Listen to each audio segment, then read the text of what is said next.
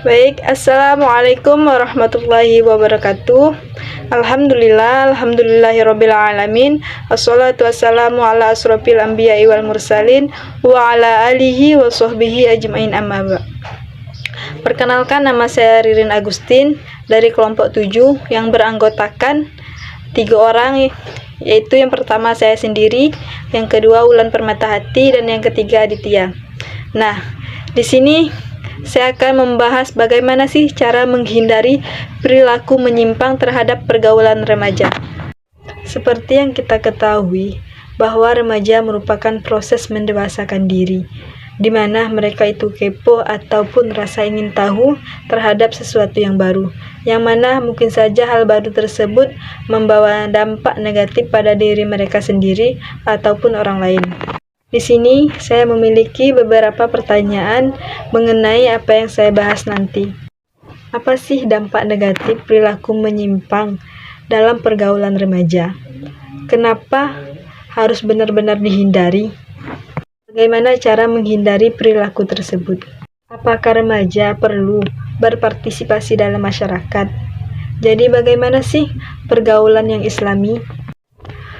Tujuan pembelajaran seperti ini agar siswa dapat menentukan pengaruh interaksi manusia dengan lingkungan terhadap pembangunan sosial yang tepat. Pembahasan yang pertama yaitu apa sih dampak menyimpang dalam pergaulan remaja? Yang pertama, dampak bagi diri sendiri yaitu memendam rasa malu yang sulit dihilangkan. Contohnya, seorang yang memakai narkoba, kemudian mereka tertangkap oleh pihak yang berwajib, yang mana ketika mereka tertangkap, hal itu diketahui oleh pihak keluarga dan masyarakat sekitar. Hal tersebut membuatnya malu, bukan hanya mempermalukan diri sendiri, tetapi juga memalukan keluarganya. Seperti yang kita ketahui mengenai hal ini, walaupun dia nantinya tidak mengonsumsikan lagi, tapi masyarakat sekitar tahu bahwa dia dulunya pernah memakai narkoba. Hal tersebutlah yang membuatnya malu, karena kebanyakan orang susah untuk melupakan keburukan seseorang. Yang kedua, bagi orang lain yaitu kurang disenangi dalam pergaulan. Kenapa mereka tidak disenangi? Seakan-akan mereka dijauhi oleh teman atau tetangga mereka. Karena teman atau tetangga mereka takut nantinya mereka terpengaruh perbuatan buruknya. Mereka takut nantinya mereka mengalami hal yang sama, sehingga mereka memilih untuk menjauhinya. Yang ketiga, bagi lingkungan, yaitu dianggap mencemari lingkungan sekitar.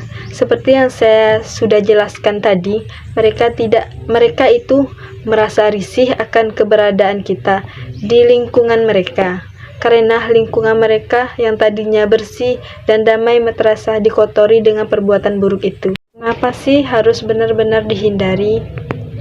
Ya, karena hal tersebut dapat merugikan banyak orang, terutama diri kita sendiri, dan merusak kenyamanan orang lain. Bagaimana cara menghindari perilaku tersebut? Pertama, memperkuat pendidikan agama. Pendidikan agama dan moral dapat memperkuat iman seseorang sejak dini. Jika sejak kecil seorang telah tertanam mengenai pengertian benar dan salah, besarnya ia akan dapat menghindari pergaulan bebas yang jelas-jelas merupakan hal yang tidak benar. Memilih teman. Pemilihan teman yang kurang sesuai akan mempermudah seorang terjumus dalam pergaulan yang bebas. Keempat, mempererat hubungan orang tua dan anak. Hubungan orang tua dan anak sangat erat secara langsung akan memberikan pengawasan yang bebas baik kepada anak. Jika anak dekat dan terbuka dengan orang tua, mereka akan dapat langsung bertanya mengenai berbagai macam persoalan, bahkan yang dianggap sensitif dan tabu seperti seks, bukannya mencari informasi yang bisa jadi menyesatkan pada pihak lain. 5. Menghindari lingkungan yang tidak kondusif. Setelah keluarga, tempat anak bersosialisasi adalah lingkungan. Jika anak berada pada lingkungan yang positif, yaitu yang memegang teguh, maka ia akan juga mencontoh hal yang positif tersebut. Dan sebaliknya, apabila anak berada pada lingkungan yang tidak kondusif, maka pengaruh dari lingkungan tersebut bisa membuatnya menjadi berperilaku menyimpang dan norma sosial yang ada. Keenam, memperluas pengetahuan. Ada kutipan yang menyatakan bahwa knowledge is power, artinya pengetahuan adalah kekuatan yang akan membuka cukupan wawasan yang luas. Seseorang mudah menentukan pilihan hidupnya karena ia sudah mengetahui banyak tentang berbagai sisi dan dampak dari pilihan-pilihan yang dia buat. Sebaliknya, apabila seseorang hanya memilih sedikit pilihan, ia tidak akan tahu bahwa ada banyak pilihan yang lebih baik untuk kehidupannya. Misalnya, jika ia dapat menempuh pilihan lain selain gaya hidup yang bebas, maka ia tidak akan dapat melakukan secara menghindari pergaulan bebas. 7. Memperbaiki komunikasi dengan keluarga.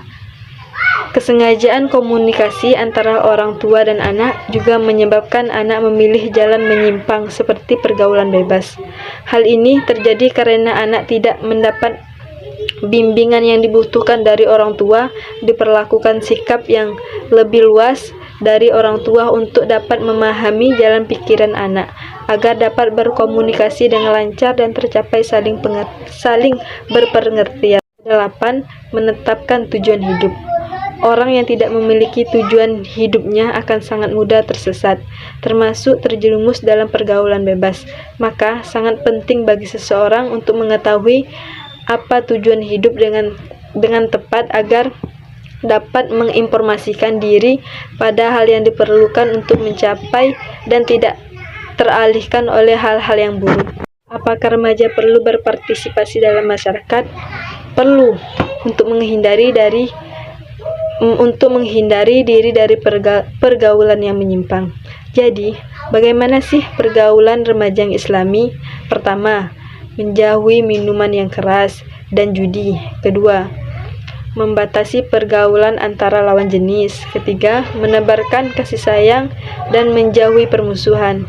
Keempat, meningkatkan ilmu dan ketakwaan kepada Allah. Nah, jadi kesimpulannya, perilaku menyimpang dalam pergaulan remaja harus benar-benar dihindari karena berdampak negatif bagi kita sendiri dan orang lain, dan juga bisa merusak diri kita sendiri. Jadi, ketika melihat hal baru ataupun sesuatu yang belum pernah kita coba, setidaknya sharing ataupun bertanya dengan orang tua kita, apakah hal ini baik atau buruk. Kata motivasi untuk kita semua. Jika kamu tidak mengejar apa yang kamu inginkan, maka kamu tidak akan mendapatinya.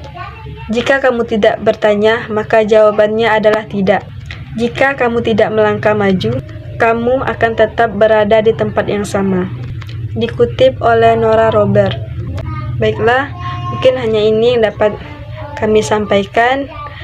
Kita akhiri dengan lafaz hamdalah, alhamdulillah, khairul kalam. Wassalamualaikum warahmatullahi wabarakatuh.